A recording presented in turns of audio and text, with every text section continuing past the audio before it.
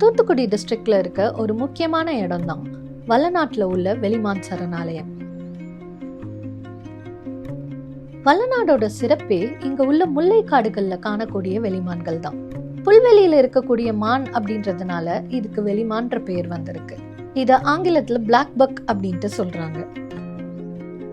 வல்லநாடோட நிலப்பரப்பு ஒரு வறல் புல்வெளி. இங்க உள்ள புல் புதர்கள் எல்லாமே வறட்சியை எதிர்கொள்றதுக்காக கம்மியான தண்ணிக்கும் வறண்ட நிலத்துக்கும் அடாப்ட் ஆகி இருக்கு. அதனால இங்க உள்ள மரங்கள் எல்லாமே முள் புதர்களா தான் இருக்கும். வல்லநாடு வெளிமான்களுக்கு மட்டும் இல்லாம வறண்ட பகுதியில வாழக்கூடிய நிறைய பல்லுயிர்களுக்கு வாழ்விடமா இருந்துட்டு வருது.